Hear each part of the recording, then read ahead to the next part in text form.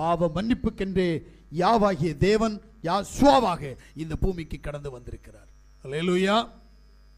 இந்த யாசுவாவாகிய தேவன் வேதம் சொல்லுகிறது பாவிகளை ரட்சிக்க கடந்து வருகிறார். அப்ப அந்த நாமத்தை எவன் விசுவாசித்து எவன் ஒருவன் தரித்துக் கொள்கிறானோ ஏற்றுக்கொள்கிறானோ அவனுக்கு பாவ மன்னிப்பை கொடுக்கிறார்.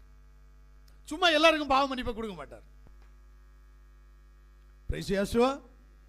நினைக்கிறாங்க எல்லாரும் பாவ மன்னிப்பை பெற்றுறோம் அப்படின்னா, தயவு செய்து வசனத்தை வார்த்தையை கேட்கிற ஊழியக்காரர்கள்ட்ட ஒன்று அன்பா சொல்லுவேன்.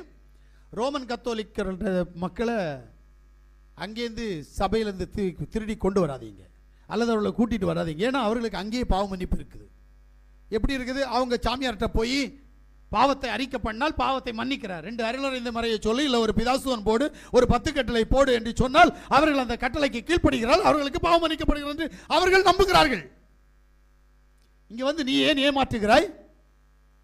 உண்மையான நாமம் யாசுவா மேசியா என்பதை ஜனங்களுக்கு சொல்லி அந்த நாமத்தின் மூலமாக பாவ மன்னிப்பை நீ கொடுப்பாயானால் அவர்களுடைய பாவம் மன்னிக்கப்படும், பாவத்திலிருந்து விடுதலை பெற்றுக் கொள்வார்கள்.